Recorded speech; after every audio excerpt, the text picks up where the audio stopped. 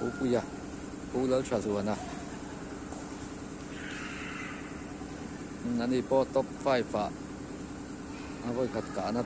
voi khát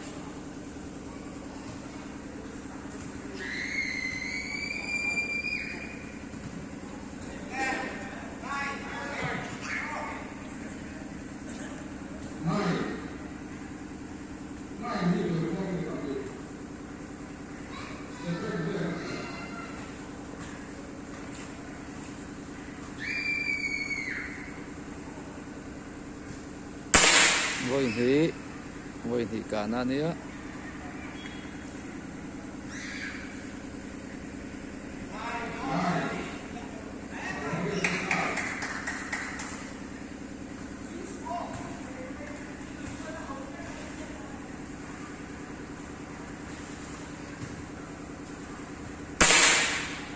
voi thúng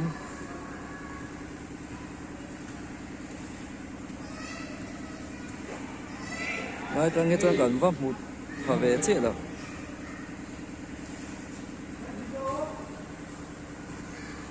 voi lì nữa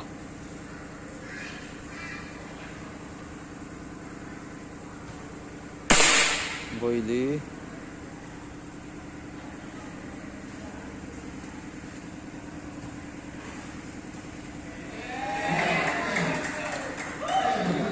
nó center này cần có một phát triển sẽ là vậy last chance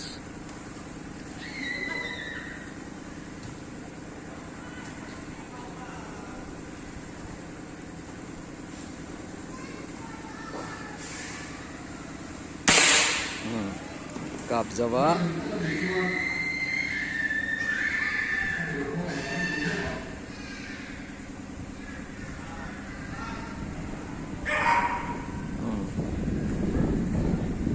bidang cặp tu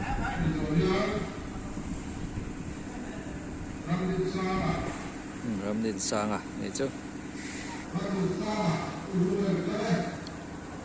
Ramdin sang à voi khát top 5 in ti siak na voi khát cả na nia nghe ni tao rất lắm con ở số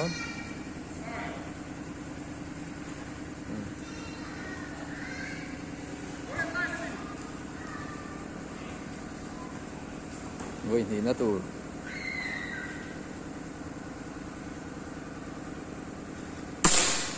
voi thì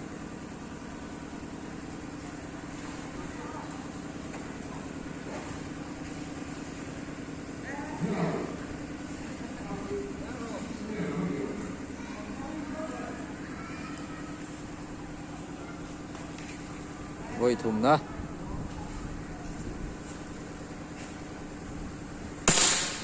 voi thùng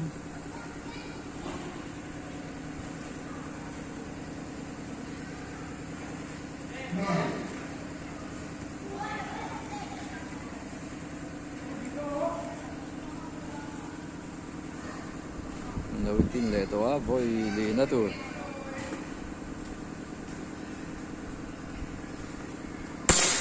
voi lì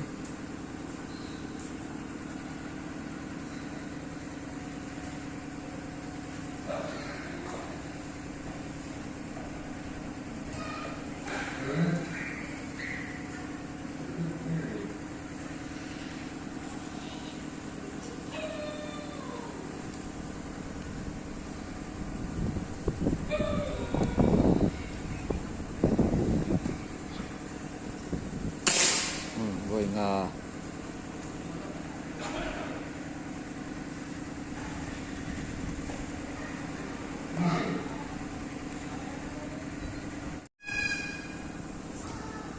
top 5 inti siak mi pasari te singa atober last but not the least cú gầu thắng bunga thắng boya ani rồi nên jing chana voi khát cả na tu voi Nga cặp đón lo man la phalo này voi khát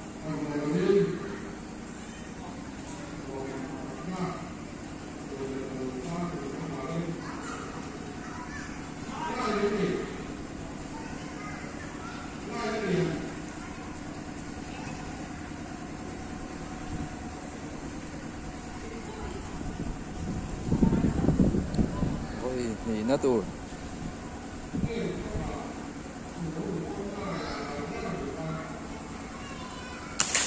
voi ni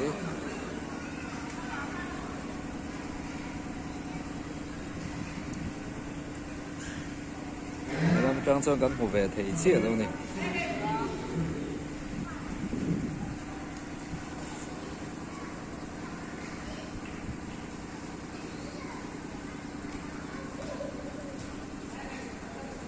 voi thum cả na tu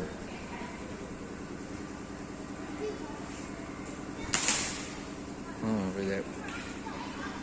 chơi mấy á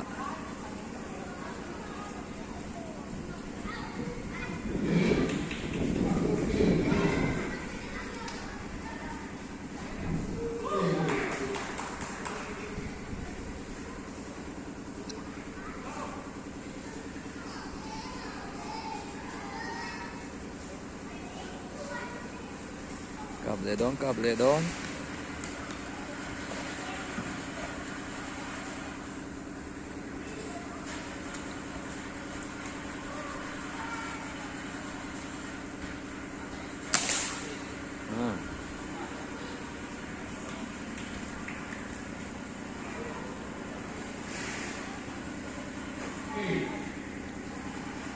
rồi đi cặp đó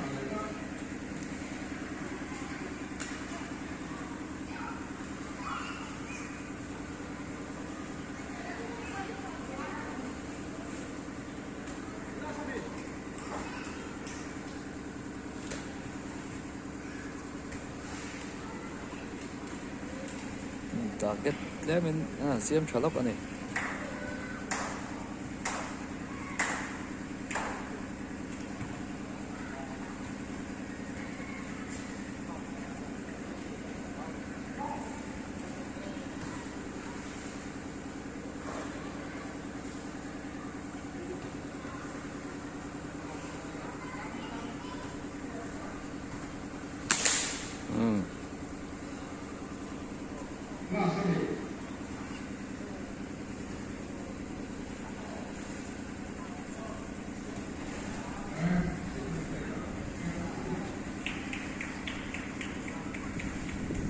khan in draw thì mấy là point lạc lộ áo mà in draw tên nó mà nỉ đầu chuan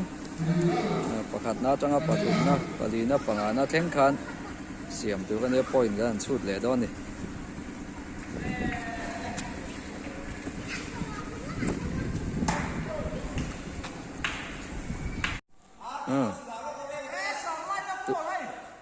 tu na hian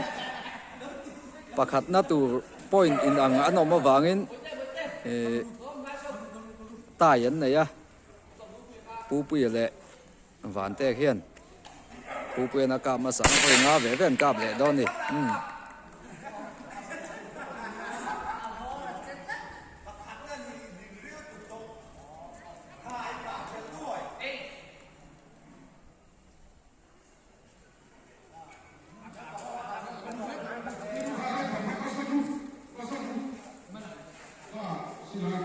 voi nhỉ na voi ngã về bên cặp lên ngã cho ta thì chả dọc số pakhat na như ngắt chết sẽ dọc thì tao mấy anh cho chú bạn hiện nay mấy đó này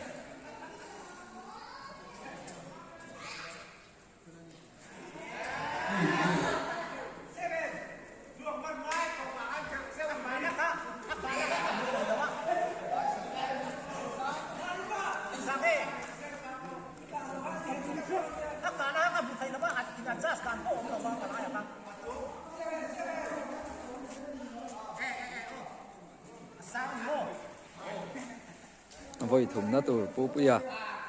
final apo final voi thùng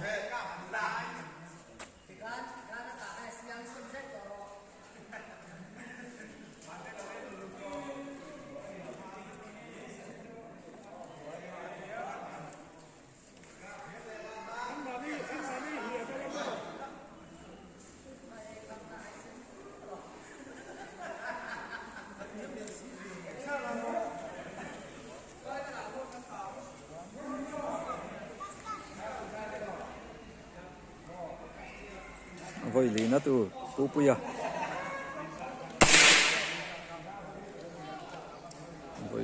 kapa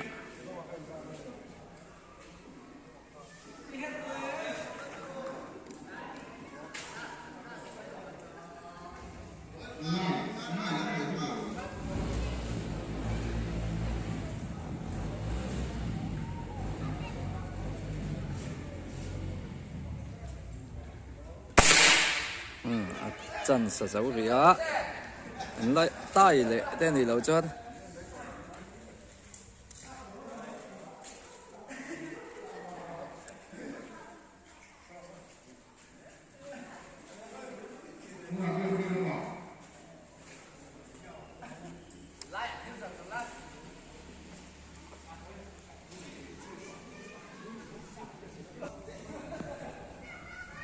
vạn tê à bia cái nó ăn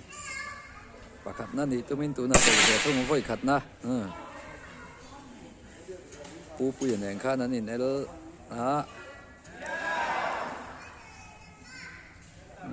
ra nên cả cần vong hụt phải về lâu này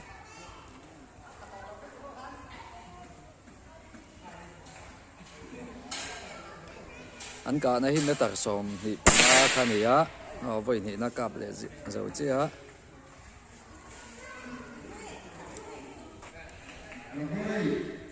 vậy rất là nè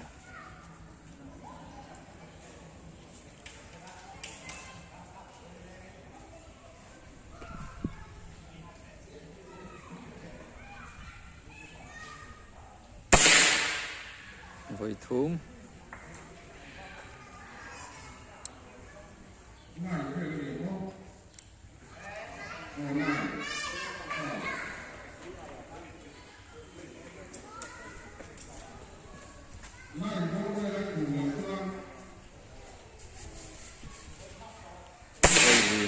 vậy lì na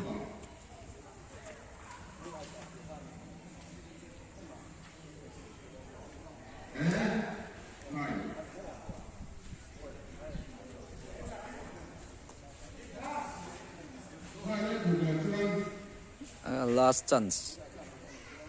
cả tổ bẹc na tur này